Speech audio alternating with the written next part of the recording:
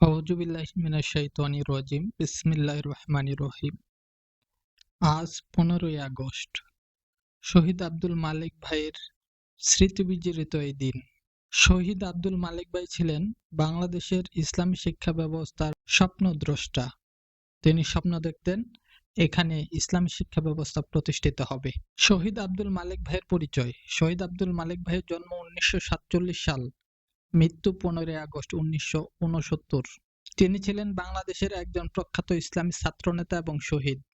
তিনি ইসলামী শিক্ষা আন্দোলনের গুরুত্বপূর্ণ ভূমিকা পালন করেন এবং 1969 সালের 15ই আগস্ট সন্ত্রাসীদের হামলায় নিহত হন।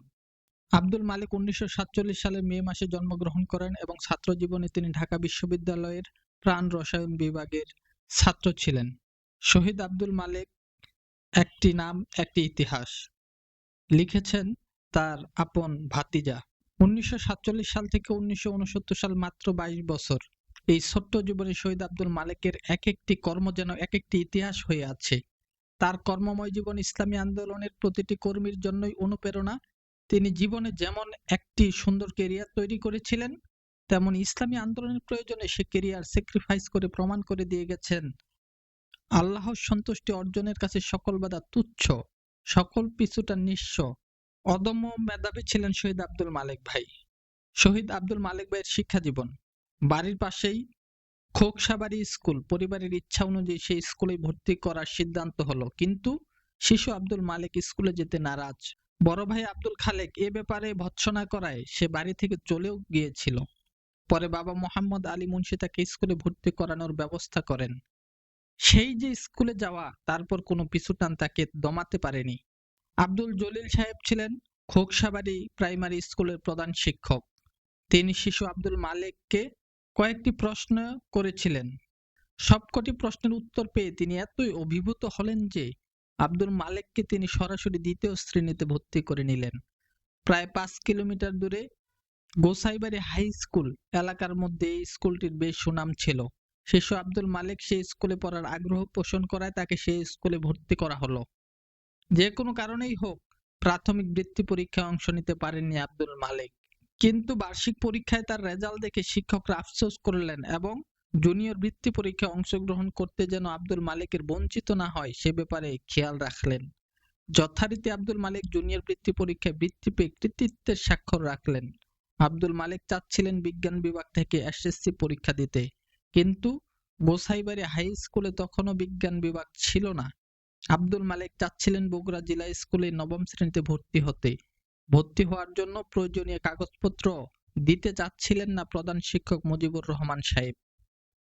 সেদিন আব্দুল মালেকের অদম্য মেধায় অভিভূত হয়ে তিনি বলেছিলেন, দরকার হলে আব্দুল মালেকের জন্য হলেও আমরা আমাদের স্কুলে বিজ্ঞান বিভাগ চালু করব, তবুও তাকে অন্য কোথাও যেতে দিব না।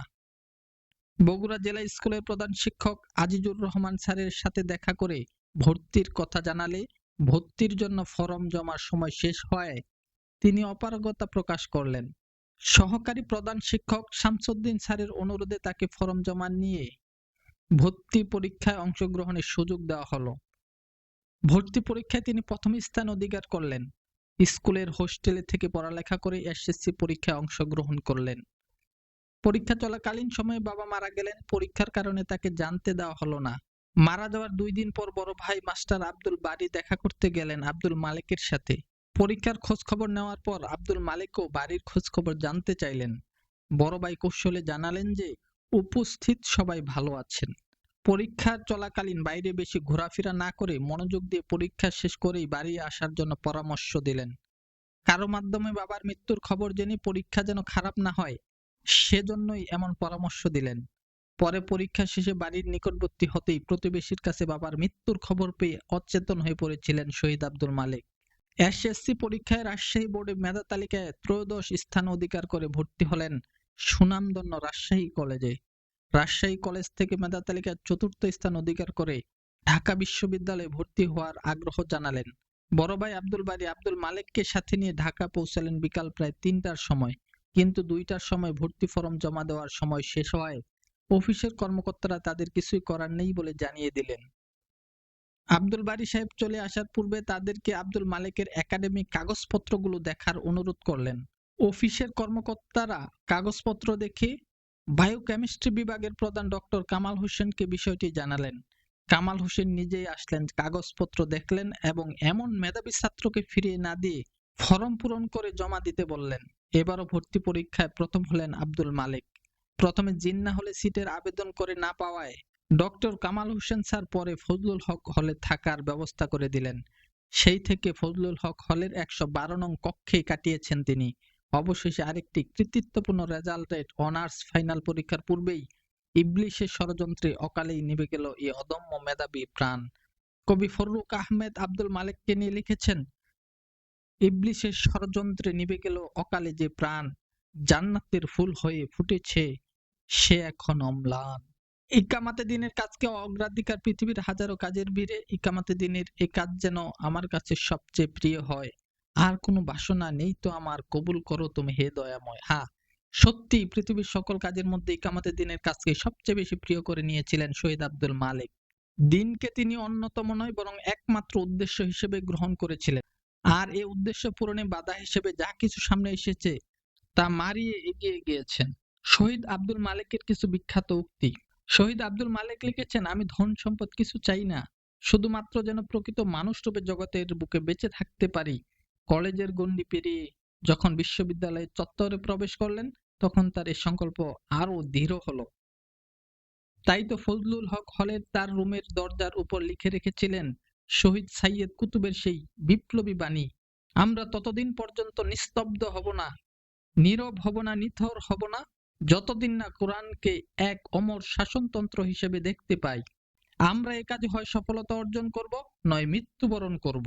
এ মহান মঞ্জিলে পৌঁছার জন্য মায়ের বন্ধনও ছিন্ন করার দীপ্ত শপথ নিয়েছিলেন তিনি। তিনি লিখেছিলেন, মায়ের বন্ধন ছাড়া আমার কাছে কিছু নেই, বৃহত্তর কল্যাণের পথে সে বন্ধনকে ছিঁড়তে হবে। কঠিন শপথ নিয়ে আমার পথে আমি চলতে চাই, আশীর্বাদ করবেন সত্য প্রতিষ্ঠা এবং এই সংগ্রাম যেন আমার জীবনকে আমি শহীদ করে দিতে পারি। আমার মা এবং ভাইরা আশা করে আছেন আমি একটা বড় কিছু হতে যাচ্ছি, কিন্তু মিথ্যে সেসব আশা আমি বড় হতে চাই নে, আমি ছোট থেকেই সার্থকতা পেতে চাই। বিশ্ববিদ্যালয়ের সেরা ছাত্র হয়ে বিলেত থেকে ফিরে যদি বাতিল পন্থীদের পিছনে ছুটতে হয় তবে কি লাভ এই শিক্ষা অর্জন করে। শহীদ আব্দুল মালেক ছিলেন আমাদের প্রেরণা। শহীদ আব্দুল মালেক ছিলেন ইসলামী শিক্ষা ব্যবস্থার স্বপ্নদ্রষ্টা। শহীদ আব্দুল মালেকের স্বপ্ন বাস্তবায়নে হাজারো লক্ষ তরুণ আজকে কাজ করছে এবং ভবিষ্যতে করবে। একদিন না একদিন এই বাংলার সবুজ চত্বরে ইসলামী শিক্ষা ব্যবস্থা প্রতিষ্ঠিত হবে এবং সবাই ইসলামী শিক্ষা ব্যবস্থার দিকে ধাবিত হবে। বস্তাপচা শিক্ষা ব্যবস্থাকে আস্থা করে নিক্ষিপ্ত করা হবে। আল্লাহ পাকের কাছে আমরা দোয়া করছি, আল্লাহ পাক যেন শহীদ আব্দুল মালেক ভাইকে জান্নাতের উচ্চ মাকাম জান্নাতুল ফেরদৌস নসিব করেন। আল্লাহ তাআলা তো পবিত্র কোরআন বলেছেন, ওয়ালা তাকুলু লিমান ইয়াকতালু ফি সাবিলিল্লাহি আমওয়াত বাল আহইয়াউ ওয়ালাকিন লা তাশউরুন।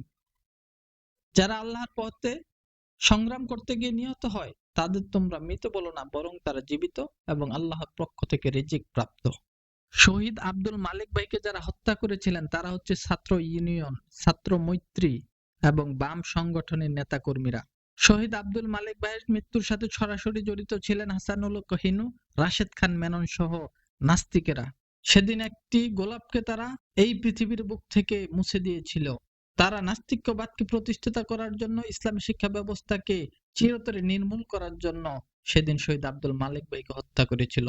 কিন্তু তারা তো জানে না আল্লাহ তাআলা পবিত্র কোরআনে বলেছেন, ইউরিদুনা লিইতফিরু নূরাল্লাহি ওয়াল্লাহু মুতিম্মু নূরিহি ওয়ালাউ কারিহাল কাফিরুন। আল্লাহর প্রজ্বলিত নূরকে তারা মুখের ফুৎকারের সাহায্যে নিভিয়ে দিতে চায়, কিন্তু আল্লাহ তাআলা তা প্রজ্বলিত রাখবেন যতই চেষ্টা করুক কাফিররা। শহীদ আব্দুল মালেক ভাই একটি নাম, একটি ইতিহাস। শহীদ আব্দুল মালেক ভাই সম্পর্কে এই লেখাটি লিখেছেন শহীদ আব্দুল মালেক ভাইয়ের আপন ভাতিজা আনোয়ারুল ইসলাম। আনোয়ারুল ইসলাম ইসলামী ছাত্র শিবিরের কেন্দ্রীয় কার্যকরী পরিষদের অন্যতম সদস্য ছিলেন।